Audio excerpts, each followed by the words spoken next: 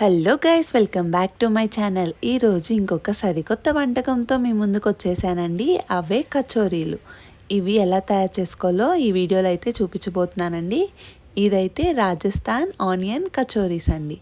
ఇవి చాలా బాగా వచ్చాయి. తప్పకుండా మీరు కూడా ట్రై చేయండి. ఇలాగే నేను చెప్పిన స్టెప్స్ ఫాలో అవుతూ చేశారంటే చక్కటి కచోరీలు మీరు కూడా ఇంట్లోనే చేసుకోవచ్చు. ముందుగా దీనికోసం అయితే స్టవ్ ఆన్ చేసుకొని దాంట్లో కొద్దిగా వాటర్ వేసేసి మనమైతే పొటాటోస్ని పీల్ ఆఫ్ చేసుకున్న పొటాటోస్ని బాయిల్ చేసుకుంటామండి. కొద్దిగా ఉప్పు వేసి బాగా బాయిల్ అయిన పొటాటోస్ని అయితే ఇలా స్మాష్ చేసి పెట్టేసుకుంటాం పక్కన. నెక్స్ట్ వచ్చేసి మనం ఒక మిక్సింగ్ జార్ తీసుకొని దాంట్లోకి 1 కప్పు మైదా పిండి, అలాగే 1/2 టేబుల్ స్పూన్ సోడా, నెక్స్ట్ రుచికి సరిపడా ఉప్పు. నేనైతే పింక్ సాల్ట్ వాడుతున్నానండి, అందుకని ఈ కలర్లో ఉంది. మీరు ఏ సాల్ట్ అయినా వాడుకోవచ్చు. బాగా మిక్స్ చేసేసుకున్నాకైతే మనం దీంట్లో ఆల్రెడీ ముందుగా నెయ్యిని కరగపెట్టుకున్న నెయ్యిని వేసుకుంటానండి. వేసుకున్నాక బాగా మిక్స్ చేసుకోవాలి. మొత్తం నీట్గా మిక్స్ చేసేసుకున్నాకైతే దీంట్లోకి మనం ఒక 2 స్పూన్స్ డాల్డా కూడా వేస్తామండి. మెల్ట్ చేశాక డాల్డా అనేది చాలా ఇంపార్టెంట్. దీంట్లోకి వేసి అయితే నీట్గా మిక్స్ చేసుకున్నాను. కొద్దిగా సరిపోలేదని వాటర్ యాడ్ చేశానండి. యాడ్ చేసుకోవచ్చు, పర్లేదు. ఇది మరీ సాఫ్ట్గా కాకుండా కొద్దిగా ఇలా అయితే పిండిని కలుపుకున్నాను. ఇక్కడ మీరు చూస్తున్నారు కదా. సో బాగా కలుపుకోవాలండి. ఒక 10 మినిట్స్ అయితే పడుతుంది పిండిని మిక్స్ చేయడానికి. మనం ఎంత బాగా కలిపితే కచోడీలు అంత బాగా వస్తాయండి. సో తప్పకుండా బాగా మిక్స్ చేయండి. ఇలా చేసేసాకైతే నేను దాని మీద కొద్దిగా ఆయిల్ వేసి మళ్ళీ బాగా మిక్స్ చేసుకున్నానండి. ఫస్ట్ ఒక 10 మినిట్స్ పాటు బాగా మిక్స్ చేసి రౌండ్ చేసుకోవాలి. ఆ తర్వాత కొద్దిగా ఆయిల్ యాడ్ చేసేసి అయితే మళ్ళీ మిక్స్ చేసి దాని మీద మనం ఇలా తడిగుడ్డని కప్పేస్తామండి. ఇది మ్యాండేటరీ.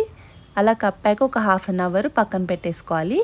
ఈ లోపల మనం ప్యాన్ పెట్టుకొని ఆయిల్ వేసుకోవాలండి. ఒక 2 టేబుల్ స్పూన్స్ ఆయిల్ వేసేసాకైతే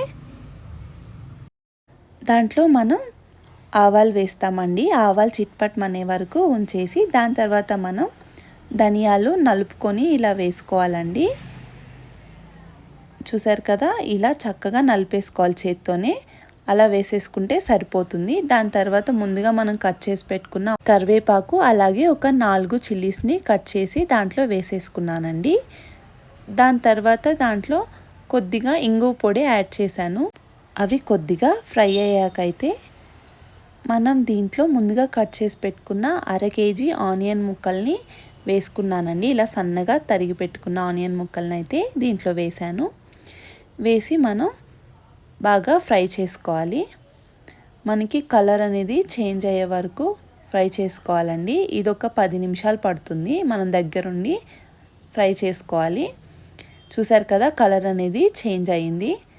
ఇలా అయితే మనకి కలర్ వస్తుందండి. కాస్త ఇంకాసేపు అయితే ఫ్రై చేసుకుందాము. ఇలా ఆనియన్స్ని చక్కగా ఫ్రై చేసేసుకున్నాక దీంట్లో రుచికి సరిపడా సాల్ట్ యాడ్ చేసాము. అలాగే 1 స్పూన్ పసుపు, రుచికి సరిపడా కారం, next 1 spoon chaat masala add చేసామండి. అలాగే 1/2 టేబుల్ స్పూన్ గరం మసాలా కూడా యాడ్ చేసాము. అలా అన్నీ వేసుకున్నాక ఒకసారి బాగా మిక్స్ చేసుకోవాలండి. ఇక్కడ చూపించినట్టుగా నీట్గా మసాలాస్ అన్నీ అయితే పట్టేలాగా మిక్స్ చేసుకోవాలి. దాంట్లోకి మనం ముందుగా పొటాటో స్మాష్ చేసి పెట్టుకున్నాం కదా, అదైతే యాడ్ చేస్తాము. అలాగే కొత్తిమీరని ఇలా చిన్నగా తరిగి అది కూడా యాడ్ చేసుకుంటామండి మనకు కావాల్సినంత. నెక్స్ట్ మనం 1/2 దబ్బ నిమ్మకాయ తీసుకొని దాన్ని ఇలా పిండుకుంటాము. సో అలా పిండేశాక నెక్స్ట్ మనం నీట్గా మిక్స్ చేసుకుంటామండి మొత్తం కలిసేలాగా.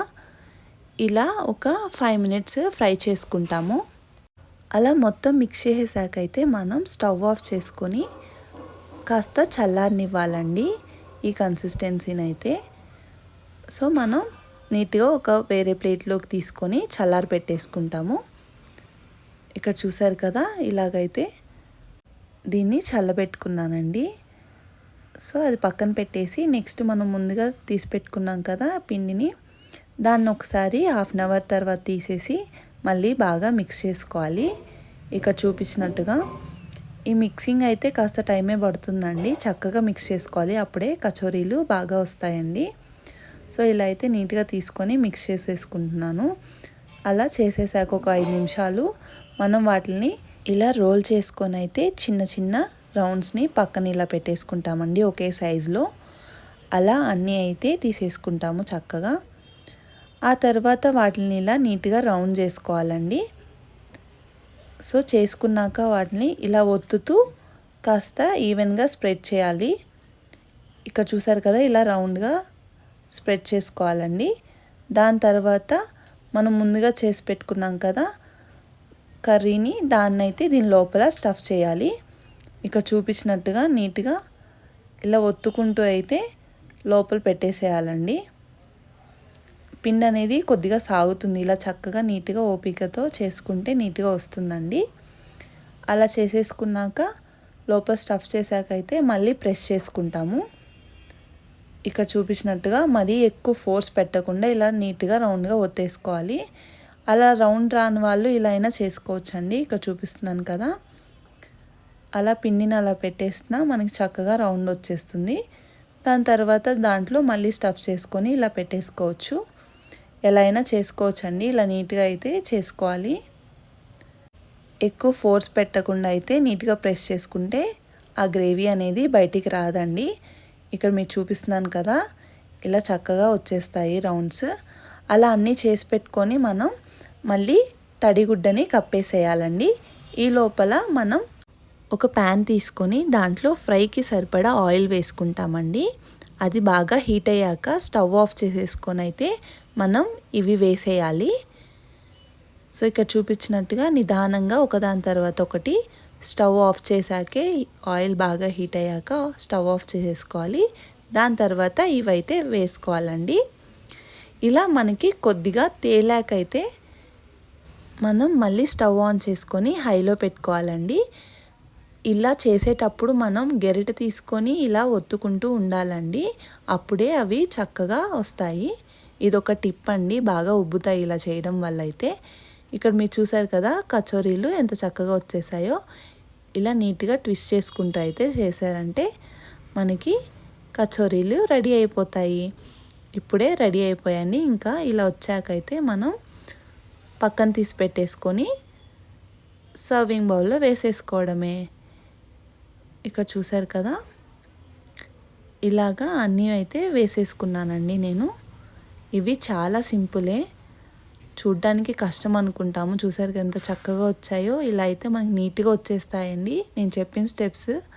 అలాగే టిప్స్ ఫాలో అవుతూ చేశారంటే చక్కగా కచోరీలు మనమే ఇంట్లో చేసుకోవచ్చండి. చాలా యమ్మీగా వస్తాయి, పిల్లలు పెద్దలు అందరు ఇష్టపడి తింటారండి, అంత చక్కగా వస్తాయి. ఎవరైనా తయారు చేయొచ్చు. సో తప్పకుండా మీరు కూడా ఈ రెసిపీని ట్రై చేయండి. చూసారు కదా ఎంత బాగా వచ్చాయో, షాప్లో లాగే. లోపల కూడా చూడండి ఎంత చక్కగా ఉందో. ఇలా మనకైతే నీట్గా వచ్చేస్తాయండి. సో తప్పకుండా మీరందరూ ట్రై చేయండి. అండ్ ట్రై చేసి నాకు కింద కమెంట్ సెక్షన్లో ఎలా వచ్చాయో కమెంట్ చేయండి. ఇలాంటి మరికొన్ని వీడియోస్ కోసం మా ఛానల్ని సబ్స్క్రైబ్ చేసుకోండి. Thank you for watching. Please do like, share and subscribe to my channel.